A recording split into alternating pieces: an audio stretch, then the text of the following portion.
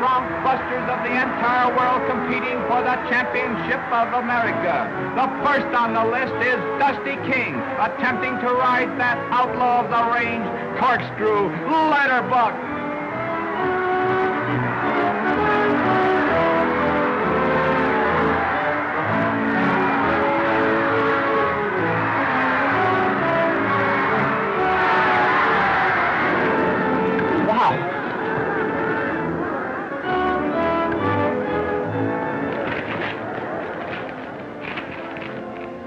Dusty? No, I'm all right.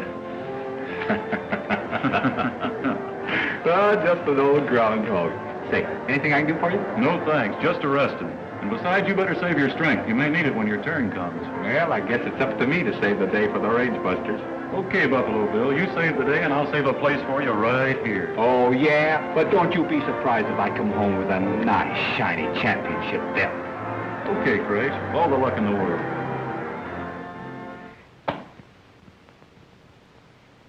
So that's their old championship belt, is it? I wish I'd seen it sooner. It isn't worth it. Oh, that has nothing to do with it. It isn't how much it costs, it's what it stands for. Don't you pay any attention to him, Crash.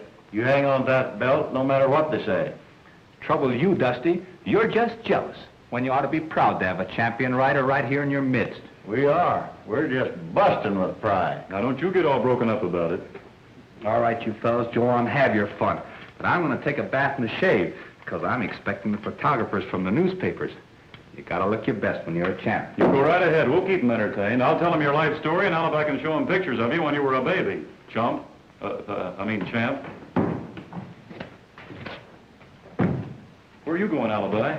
I'm going somewhere where there ain't no horses or cows or nobody to talk about. Fine way to spend a vacation at a rodeo.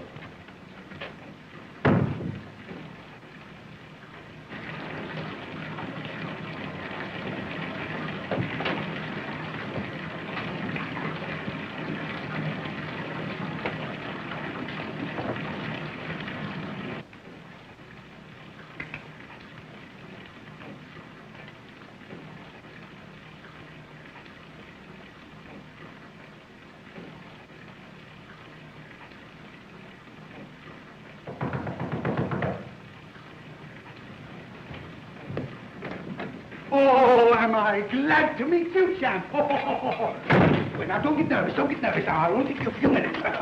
Well, my, that's a nice piece of bric-a-brac you won there. Hey, yeah, it's a little hard to get used to, but I guess it'll do. Say, who's this for, pal? Oh, this is for the Current, the Arizona Current. I'm sorry I didn't get around to you at the rodeo. Well, that's quite all right. I'm sure we can do a better job of it here. Tell me, champ, how do you feel? What's a little sore? Oh, I know. You must be all tired. Now, just back up there a little bit and just some kind of a pose, you know. Now, hold it, feet. Wait a minute. Whoa, here we go. Wait. Ah, now then, move over that way. Now, back over this way. Now, come this way. Now, back up and give me lots of glamour. Hold it. Sure feel better when this is over.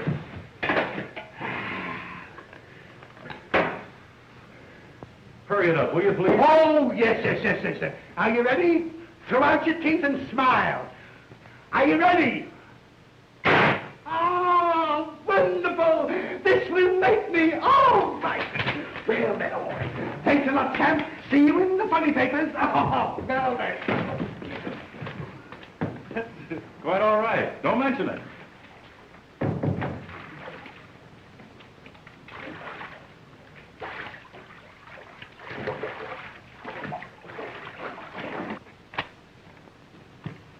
Ha-ha! To Crash Corrigan from Matilda Dill.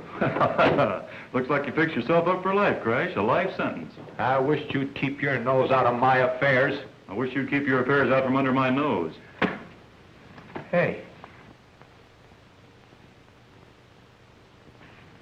Hey. Huh? Oh. What is this? Isn't that funny? Look, Alibi. Dusty's showing off in my belt. Well, look, Crash, it was all a mistake. Honest it was. Why? Sure was. Says here, Crash Corrigan and championship belt awarded him as America's champion bronc rider. Oh, let me see that. You front page crasher. You snake in other people's belts. Now hold your horses, Crash, and give me a chance to explain this picture here. Well, looky here. Miss Maybelle Pembroke, June graduate, returns to Father's Ranch from New England Finishing School. How do you like that? Well, now, if it was Miss Maybelle that owned that ranch instead of old Matilda. She owns plenty ranch. Anyhow, her father does.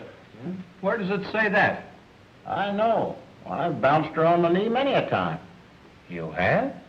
Maybe he has. Could be. Of course, she wasn't old enough to know any better. Maybe 6, maybe 7. That was when I was top wrangler on her father's spread. Been a long time, has it? Yep, years. And you've never been back? No, never. I'm ashamed of you, Alibi. So am I. After the way old Pembroke treated you, gave you a job, food, and clothing. And what have you done to show you appreciation? Nothing, absolutely nothing. And even less. Oh, for shame, Alibi. For shame. Shucks, fellas. I never thought of it that way. What'll it do? You think I ought to drop him a line thanking him for what he's done? Oh, Alibi. That would be too cruel. And too hard to read, too. Well, what'll I do? Well, Alibi, let's, you and I go down there for a little visit, huh? Sure, let's drop down there and spend our vacation. All right. We'll go right down and see good old Jim and Maybelle. Maybelle. Oh, I get it. No, sir, you can't hornswoggle me. This time, I'm a-staying away from people who own cows and horses. All right, Alibi, you don't have to go if you don't want to. All you got to do is write me a letter of introduction. That's right, and just you tell Mr. Pembroke how long you've known me to be a good, law-abiding citizen. Who said anything about you? No, it's against my principles. Well, there's nothing to stop me from going without your letter, is there? There's nothing to stop you from coming back faster than you went. Out in that part of Arizona, ranchers got to be mighty particular about taking on hands that they don't know nothing about. Maybe so. All right. I know an hombre that knows Pembroke as well as you do, maybe even a little bit better. And he'll give me a letter of introduction.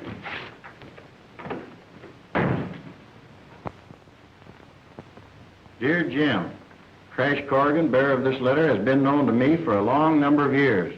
There's no cowhand that knows cattle better or can raise more havoc with horse thieves and rustlers. Regards, L.D. Bledsoe. I told you I'd get it. What do you aim to do with that letter, Crash? Frame it? Shucks, if I'd known that's what you wanted, I'd have written that kind of a letter. But I thought you was figuring on making a good impression on Maybelle. I was. Why? Well, a gal that's been educated in the East ain't going to go for a common cowhand. She's used to dudes. No, sir. If you ain't a dude, you ain't going to get no place with Maybelle. Alibi? Maybe you're right.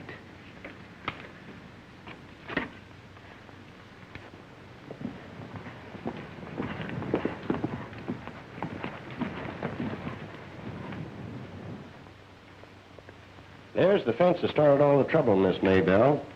One surveyor said it was on your father's place, and another said it was on Colonel Harrison's property. It seems a shame that things could have changed so in the few years I've been away to school. Father and Colonel Harrison used to be such close friends. Well, they sure ain't no more. Right after the judge decided in your father's favor, things started happening mysterious.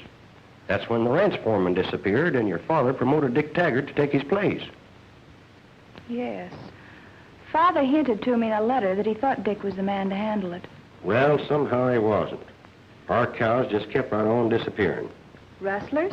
Ain't no other way of figuring it. The general notion is that it's Colonel Harrison and his outfit trying to get even. Oh, but Shorty, that's ridiculous. Maybe. But sometimes I wonder if somebody ain't using Harrison as a blind. Someone right in their own backyard. How do you mean? Well, it ain't none of my business. But anyhow, I decided to do a little watching and figuring on my own. And the first thing I found out was...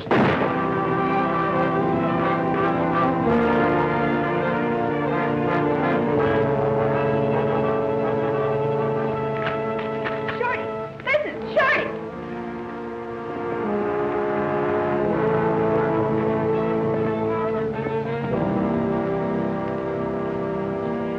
Dick, help me!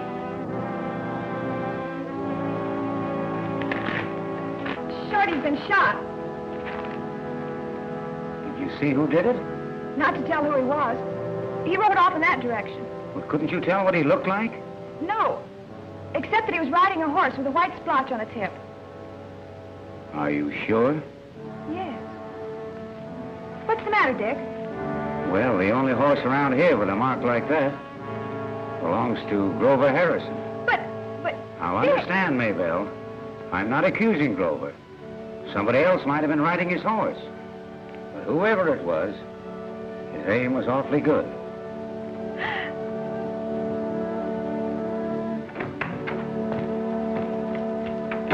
Father, what are you going to do? I'm going to have it out with the scoundrels. But, Father, nobody's sure who killed Shorty. We know whose horse he was riding. We only think we do. That's right, boss. There could be another horse marked the same way. Anyway, if Grover or his father wanted to kill anybody, why should it be Shorty? Because they knew he was smarter than the average. Maybe they thought he knew too much already. What Shorty knew wasn't about the Harrisons. He thought somebody else was causing all the trouble. Somebody else? Who? I don't know. But whoever it was, Shorty thought he was using Colonel Harrison as a blind. He was shot before he could tell me what he meant. Did Shorty ever speak to you about any such fool notions? No, not a word. Doesn't make sense.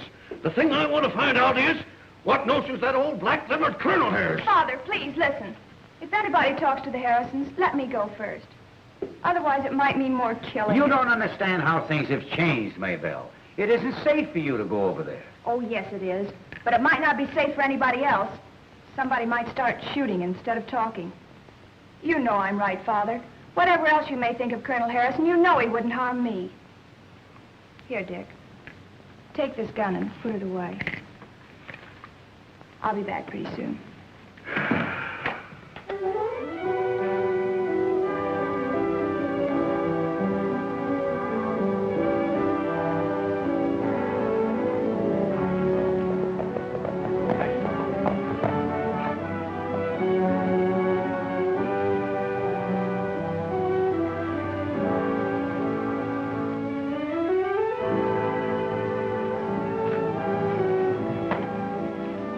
Maybelle, come on in. Gee, it's good to see you. I heard about you coming home and wanted to come over and see you, but I kind of figured that... Oh, I see. You've been letting somebody fill your head full of a lot of fool notions, huh? I don't suppose you know that Shorty's been killed. Shorty? No. How? He was shot. Oh, was anyone around when it happened? I was. You were? Oh, I'm sorry. Any idea who did it? No, except that he was riding a horse that had a white splotch on its hip. Maybelle, surely you don't think I had anything to do with it? So, I wouldn't. They sent you here to accuse my son. Afraid to come themselves, hiding behind your skirts. Nobody sent me, Colonel, and I'm not accusing anybody. Oh, yes, you are. And so is your father. I heard you. First your father robs us, and then he accuses, trying to shift the guilt. Oh, wait a minute, Father. Oh, yes, afraid to come himself. Sending you. Well, you can go back and tell him that any time any Harrison starts using a gun, it won't be on hired help.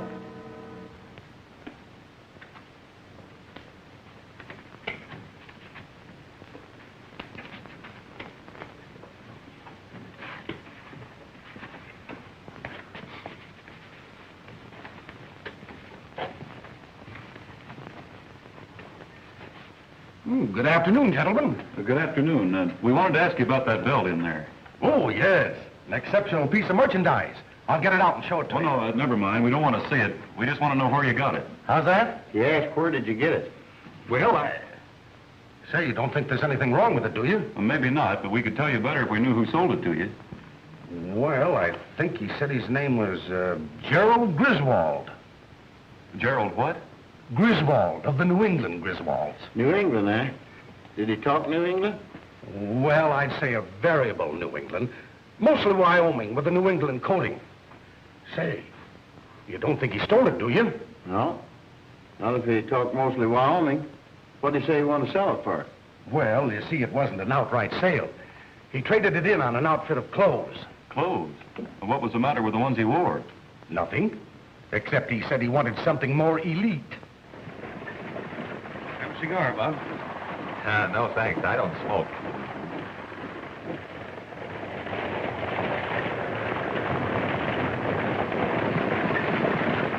Oh, you're one of them book-writing fellers, huh?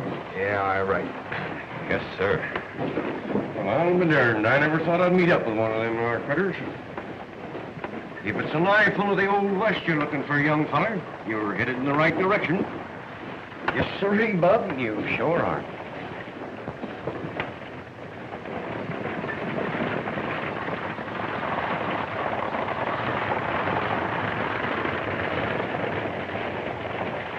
You mean the Pembroke Ranch? Yep. The hair's been flying twixt the Pembrokes and the Harrisons for quite a spell now. That's getting to be a real hot spot. Hot spot? You mean shooting? Like you never seen or heard before. Well, to begin with, somebody who's one of Jim Pembroke's witnesses during the trial. Oh, what was the trial about? Oh, strip of ground. Didn't amount to much then. You'd think it was a whole spread now. It's very interesting, but I hope the trial all over. I really came here for a vacation. Well, partner, you couldn't have done any worse. This feud is really coming to a head. Now that this here shorty Branscom's gotten shot.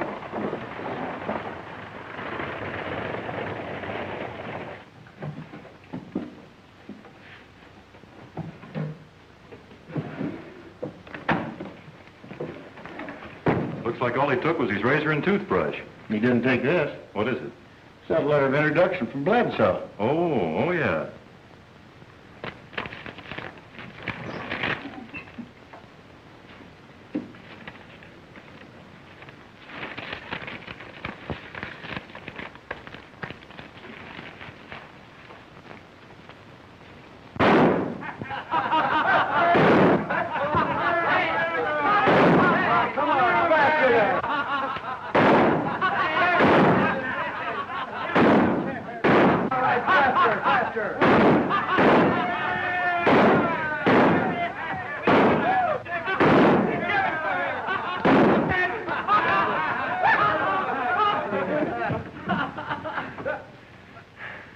Well, I don't want to be a hog about this, so supposing you start dancing. I hope that's not what I think it is. What? Mr. Griswold.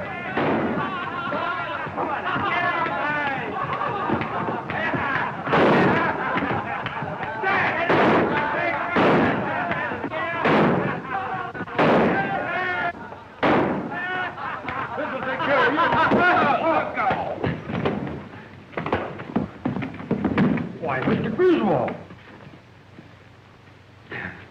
I beg your pardon, miss. It's I who should beg your pardon, and shame for the community I live in. It's preposterous. A writer of Mr. Griswold's reputation honors us with a visit, and you treat him in this manner. Well, we didn't know he was a writer, Miss Pembroke. He sure don't look like one. Well, he is a celebrated author. He wrote... What did you write, Mr. Griswold? Why, books. About New England. I'm Maybelle Pembroke, Mr. Griswold, and I'm terribly distressed about all this. Oh, don't mention it. I think it's a very amusing and, interesting experience. The sheriff tells my father that you'd like to visit our ranch. Yes, miss.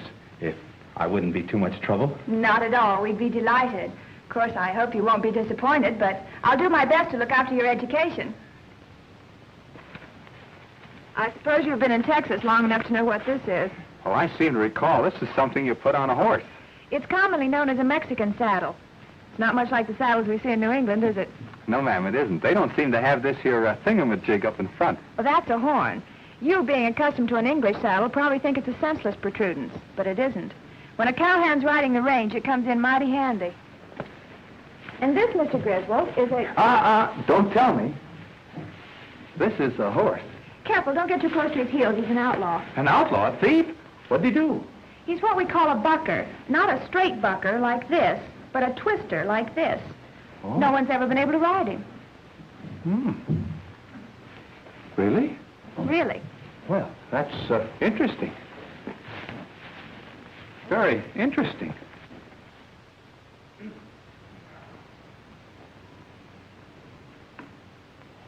Well, Corrigan, if you're as good as Lynn Bledsoe thinks you are, you'll be right useful. No horse thieves around here yet, but plenty of rustling. And a murder thrown in for good measure. Murder? Yep. Bunch of scoundrels on the next ranch. Where's your horse? Tied outside. I'll have one of the boys put him up. Stay here and make yourself comfortable. Thank you. Oh, Maybelle, Yes, Father. will you come here, please? Yes, Father. You may be just the man I'm looking for. Huh? How's that? Looks like I need a new man in charge. I was thinking Shorty might do, but he's the man that got murdered. Oh, Maybelle, come here. Crash, this is my daughter, Maybelle. Not the Crash Corrigan. I don't believe it. Huh? Oh, well, to tell the truth, ma'am, it's kind of hard for me to believe sometimes. I don't mean that. I mean you look so much like your picture. Well, I was just going to say the same about you, only better. I didn't think anyone noticed it. Oh, yeah. Don't you remember, Father? Champion rider of the world. Oh, shucks. Shucks, nothing. Little Bledsoe did know what he was talking about. Well, don't let Maybelle talk you to death. Champion bronc rider. Oh, how exciting. Why, this is wonderful. What? There's an author here from New England gathering material for a book. I'll bet he's never met a real bronc rider. He'd probably love to meet you. Wait, I'll get him. Oh, do you think you ought to, ma'am? You know how these writers are. He's likely very deep in thought.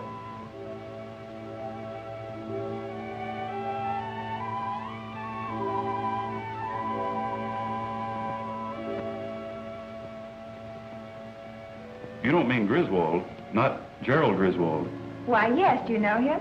No, I just heard a few things about him, that's all. Well, sit down and tell me about them.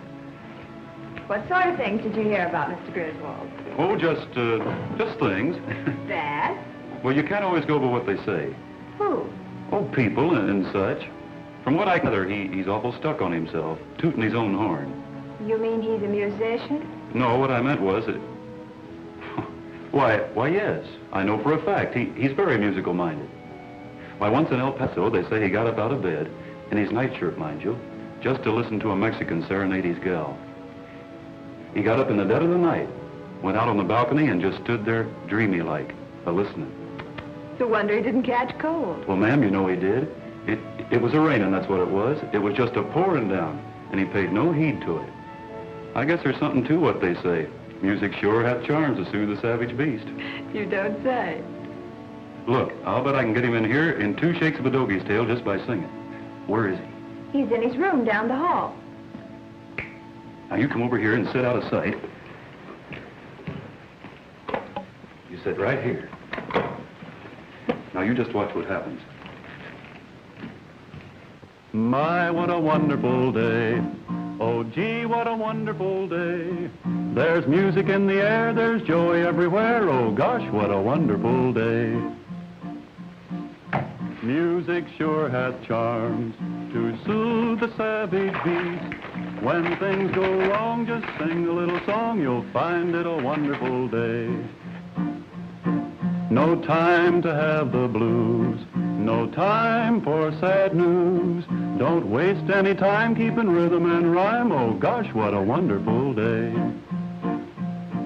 Some people sure complain about a little pain, but I'm not the sort to talk and squawk, 'cause it's always a wonderful day.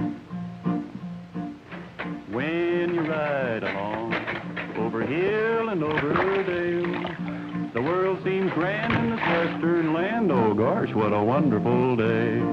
There are days when it's hazy and the sun will not shine, and you feel so doggone lazy as you travel mile for mile. When the day is gone and you find your place to rest, pretty soon it's dawn and you start along on another wonderful day. The sun smiles in the sky, no one happier than I. It's the kind of a day you sing yippee-ki-yay. Oh, gosh, what a wonderful day. Mr. Griswold, what are you doing? And nothing like stretching a tight pair of shoes, is there? Oh. My, but you gave me a fright. I thought you were going to throw that at Mr. Corrigan. Mr. Who? Mr. Corrigan. Crash Corrigan. The Crash Corrigan, I'll have you know. Howdy. Well, I wouldn't think of throwing this at Mr. Corrigan. It ain't heavy enough. I didn't get that. Maybe you will next time. So you're Mr. Corrigan, huh? Yeah, silly name, isn't it? It is not. Of course it isn't, Mr. Corrigan. Oh, gee, thanks. But if I had it to do all over again, I sure wouldn't take it, even if it was given to me. Which it wasn't. What did you say your name was? Why, this is Mr. Griswold, whom I spoke to you about. Don't you remember? Oh, sure, I remember. Yeah, I always remember a name. It's some of the faces that throw me. You know, Mr. Griswold, Mr. Corrigan and I are practically old friends. Our pictures were in the same paper. Yeah, I wonder how that happened. Oh, just luck, I guess. Luck had nothing to do with it. Don't you believe him, Mr. Griswold? It was ability and courage. You're just modest, Mr. Corrigan. Oh, gee, ma'am. But you know how it is. Some of these rodeo riders think they're some punkin' just because they won an old championship rodeo belt. Come in. I had to come over, Maybelle, because of the way Father treated you. I didn't think anything of it. Well, I did. Please, I have company. Oh. I'm sorry. But company or not, I've got to explain. I'm Grover Harrison. I know they told you about me because of Shorty Branscombe.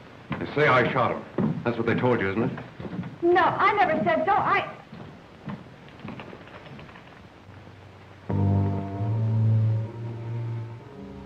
Get out of here, Harrison. Not until I've had this out. You heard what he said. Grover, Never mind. what's the matter with this valley? Has everybody gone insane? What's a line fence or a ranch or all the cattle on it? I don't know, Maybelle, except that a couple old men insist on acting like children. I'm sorry I came. Just a minute, Corrigan. Well, oh, yes, sir. Beginning tomorrow, you're my ranch foreman. Does that mean that I'm fired? Sounds that way, doesn't it? If it's because of what just happened to young Harrison, he asked for it. He wasn't asking you.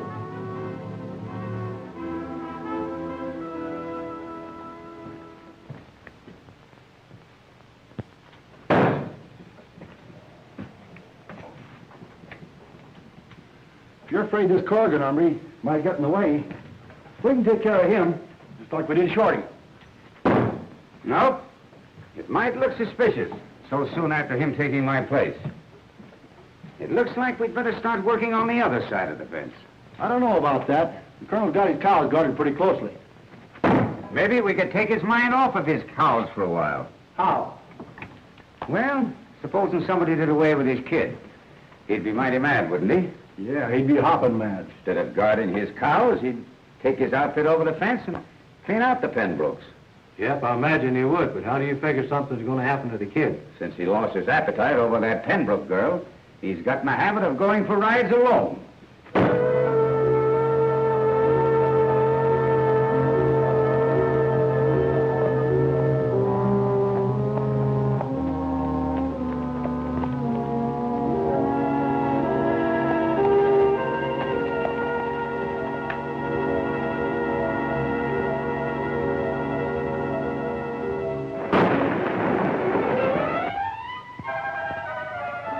Circle around and hit him off.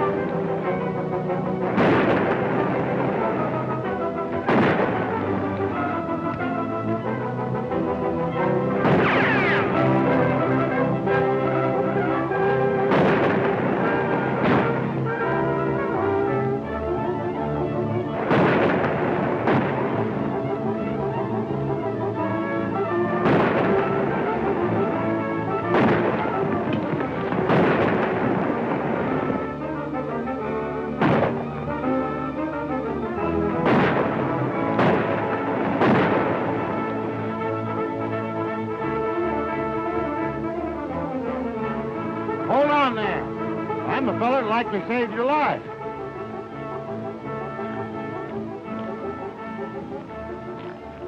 Who are you? Just a maverick. I was taking a shortcut I used to know to Thunder River. I got here just in time to see them fellas open up on you. What's all the shooting about, son? I don't know. Any more than I know why a lot of things happen around here. Such as what? Well, a couple of days ago, one of Pembroke's cowhands got shot. Some folks seem to think I did it. Is that Jim Pembroke you're talking about? Yes. Do you know him? Well, that's where I'm headed. He used to be top wrangler there a long time ago. It must have been awful long ago, or I'd remember. You been around here quite a spell? I was born and raised here. It's all part of my father's spread. Then you're a Harrison. Yeah? You must be little Grover. I reckon I was little once. Well, then take another look. You ought to remember me. I bought you your first bag of marbles, an even dozen glasses, and an egg of toast. Alibi. Alibi Terhune. Right. Say, about this cowhand just talking about getting shot. Did you say he's one of Pembroke's outfit? Yeah. Shorty Branscombe. Must have come after you left. I don't see why any Pembroke would think you did it. Well, there's bad blood between the two outfits now, Alibi. Well, I'm sorry, Grover. Especially on account of this being October. And close to Maybelle's birthday. Remember? Yeah. The Halloween birthday party. And she's having one this year. I guess I'll have to miss it. There's not much visiting between the two spreads nowadays. Alibi, I wish you wouldn't say anything about this shooting that took place. It'd just get the two outfits suspecting each other more than ever. Well, all right, if that's what you want. Yeah.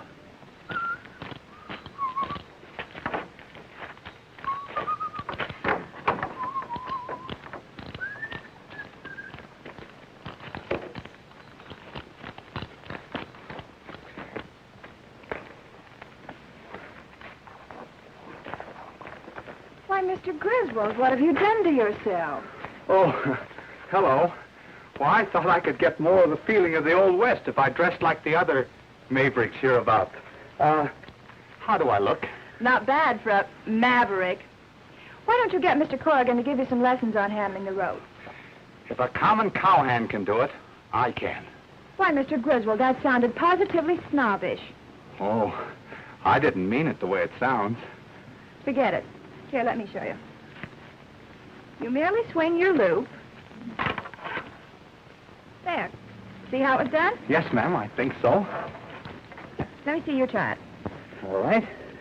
Now, you hold the loop in the right hand. Like The this. coil in the other. Yes, that's right. Well, try anything once. Let me see you swing it now. Like this, huh? That's right. Hey! Hold still, and I'll try to get us both out of this. Yippee! I was trying to teach Mr. Griswold how to throw a loop, and he got us all tangled up. For a fellow that's got a book to write, he's sure wasting a lot of time. Well, I never start writing until I've gathered all my materials. Yours use a rope to do it? Oh, no. Sometimes one thing gives me an inspiration, and then sometimes another. Maybelle, Yes, Father. come on in the house. I've got a surprise for you. All right. I'm afraid I have to go. Mr. Corrigan, why don't you teach Mr. Griswold a few rope tricks? He's very anxious to learn. Glad to, ma'am. Now then, Mr. Griswold. Listen, King, there's just one trick I'd like to see you do. Yeah? What's that? Hang yourself. Hey, Crash. Yeah? Come here. Do you see what I see? Those are Alibi saddlebags. Sure enough. We better find out what he's up to. You know who that is? Well, I know I ought to know, but... I reckon you've been trying to forget this face, but maybe this will make you remember who I am. Elmer! Uncle Alibi! I suppose the line forms to the right. Elmer, you know what they say, last but not least. Whee! Together again, Maybelle, at last. We must never part again. Never.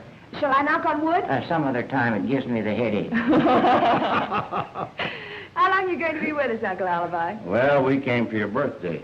You remembered after all these years? Sure have. How could we forget? How could I forget? After all, you did carve the date on my chest. Let me have Elmer. You sit down and make yourself to home. We thought we might get invited to another one of them Halloween birthday parties. Well, I hadn't made any particular plans for this birthday.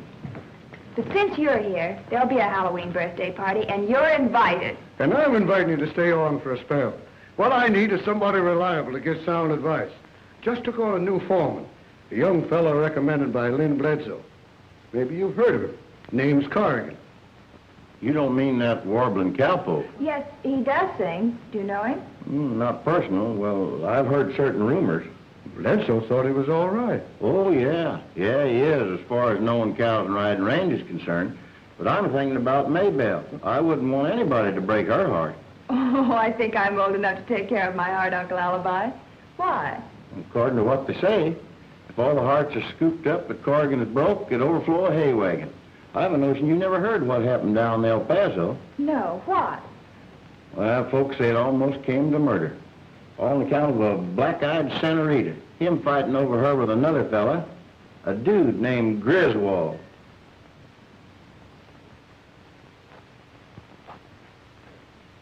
Funny nothing's been said about that shooting he done at young Harrison. Yeah, looks like they're figuring maybe somebody beside the Pembrokes is behind it. That's why I thought maybe we ought to forget the idea you had and start working on Pembroke's side of the fence again. That birthday party will give us a good chance. Sure. And there wouldn't be none of the hands riding the range. Except Pete and me, I agreed that we'd watch the cattle. I thought that maybe... Better see who that is. It's Buck.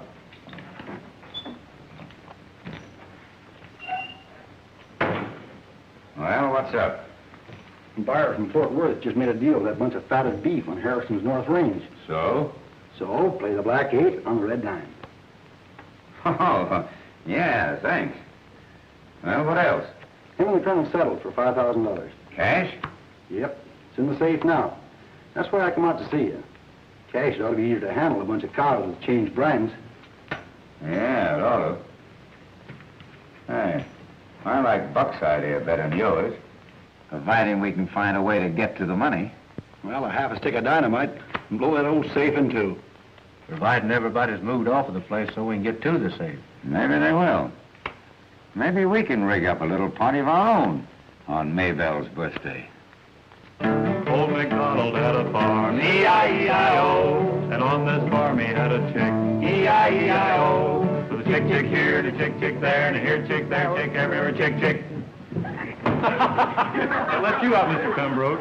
Old MacDonald had a farm, E-I-E-I-O. Old MacDonald had a farm, E-I-E-I-O. And on this farm he had a duck, E-I-E-I-O.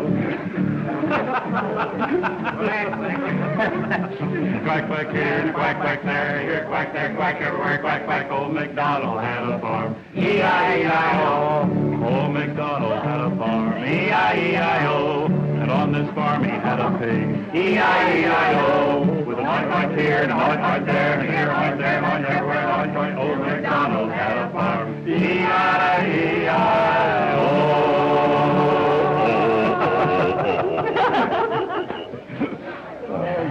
Mr. Corrigan, with a voice like that, you ought to go on the stage. Yes, Mr. Corrigan. Well, you know how it is, ma'am. Being a champion bronc buster, it keeps a fellow on the move. Traveling from one rodeo to another, defending his title and stuff. Yes, I suppose it does. Then I imagine you must have been in El Paso at one time or another. Well, now, I wouldn't be a bit surprised if it was, ma'am. As I said, a fella keeps on the move. I imagine it keeps you very busy between breaking broncs and breaking hearts. Well, not so busy that I... Did I hear you say that he... You did. Oh, you did? Well, now, you can't believe everything you hear, now can you? I can. Oh, you can? Well, besides, there's a lot more Corrigans around, you know. No, I don't. No? No. Oh. Have an apple?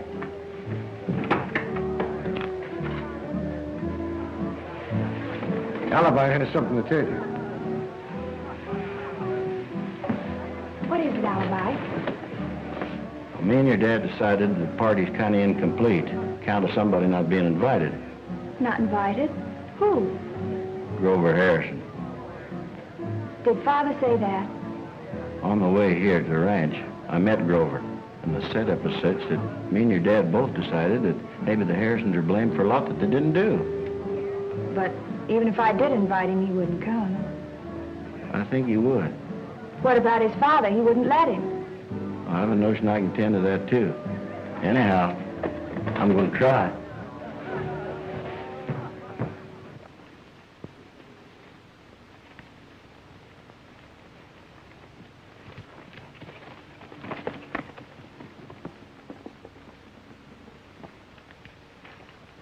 Oh, I guess I'm just upset about missing Maybelle's birthday party. But just the same, there's something behind all this fighting business that nobody knows about. We know we didn't kill Shorty, and it don't stand to reason the Pembroke outfit would. That means that somebody or other's just... A couple of Pembroke cowhands stampeded the cattle out of the East Range. How do you know? See a bullet hole? That's how. Chuck's giving them battle out in the rocks along the line fence. Hurry up, round up the hands.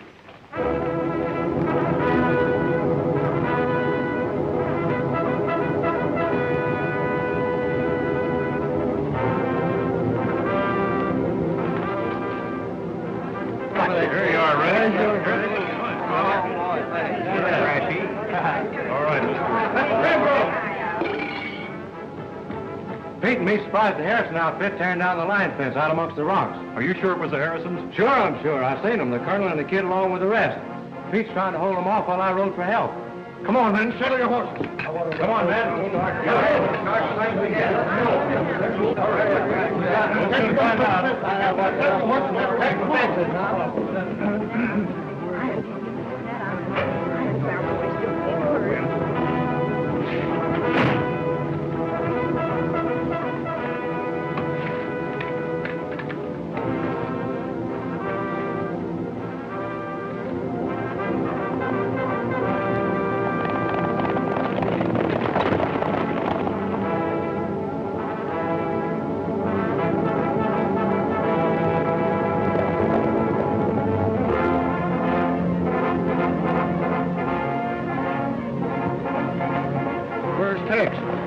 He must have gone ahead.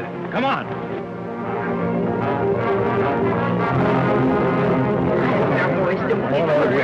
None of us get hurt. Mr. Griswold, where did you get those guns? They're mine, and I feel comfortable in them. And that's more than I can say for that name. Mr. Griswold, where are you going? You'll get hurt. Griswold get hurt? He's dead.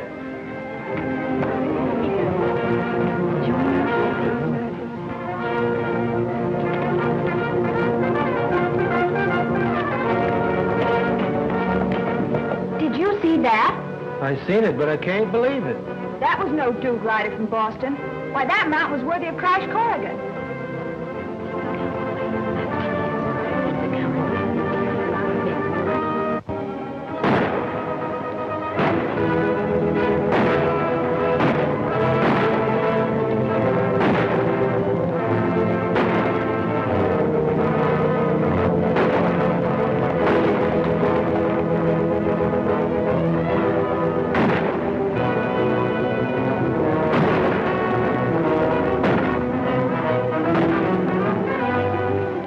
Comes the colonel and his men.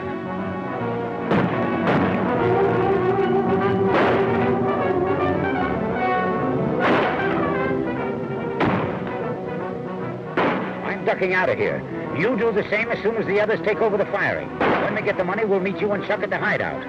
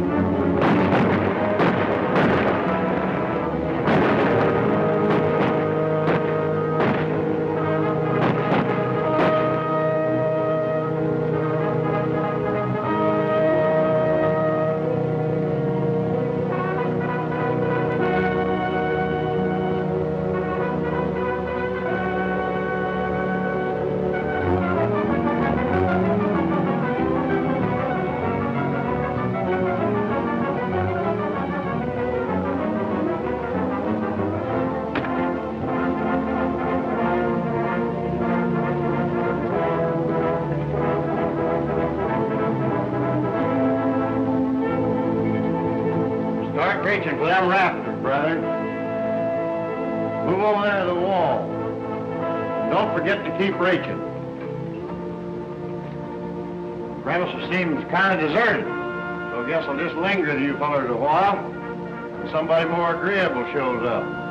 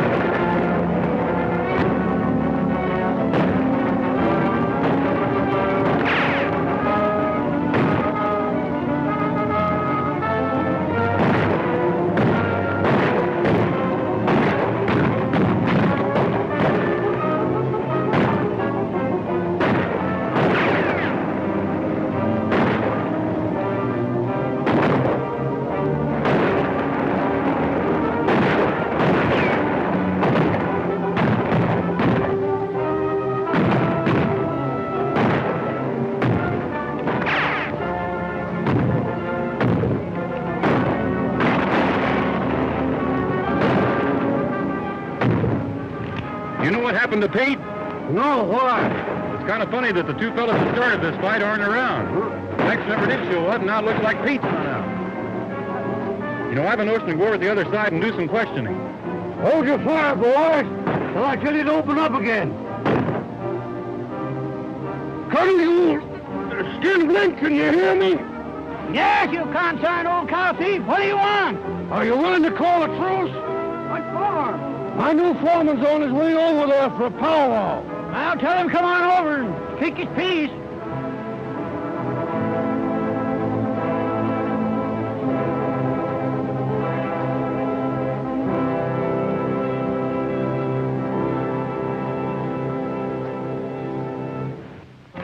You wouldn't happen to know who started all this?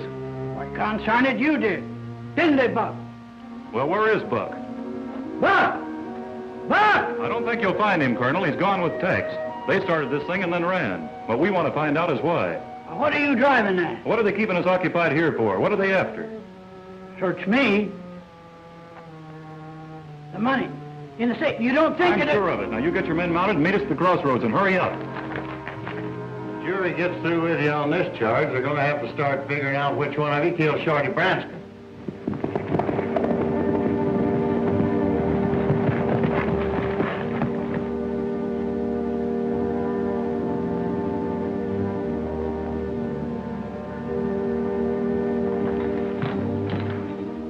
I knew somebody'd come along if we're just patient enough.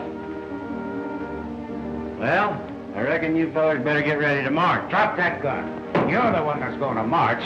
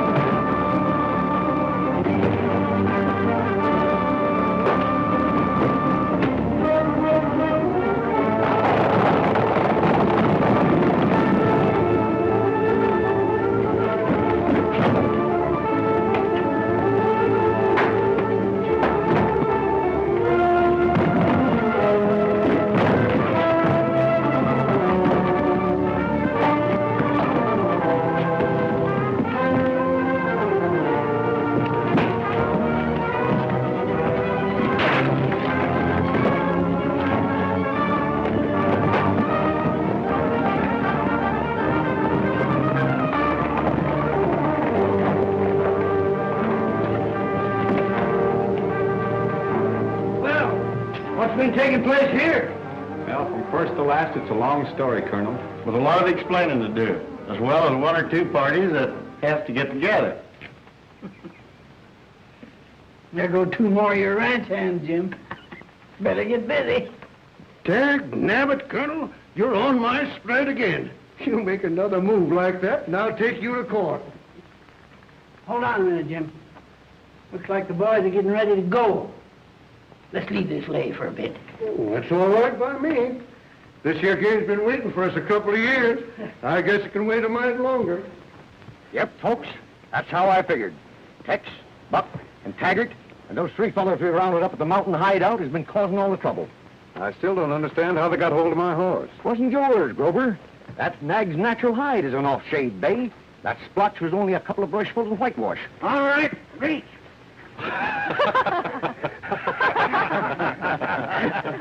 Thought you'd make a getaway, huh? Yeah, trying to sneak out on us, old codger. Shucks, no. Seeing as how everything's all patched up all the way around, we figured we might as well be moseying. Down El Paso way? Better ask Alibi. That's his story. Yep, and we're stuck with it. Well, so long, everybody. Goodbye, Mr. Alibi. Goodbye, Maybelle. Goodbye, Mr. Corrigan. Goodbye. Aren't you taking Mr. Griswold with you? No, sir. We're leaving him with you.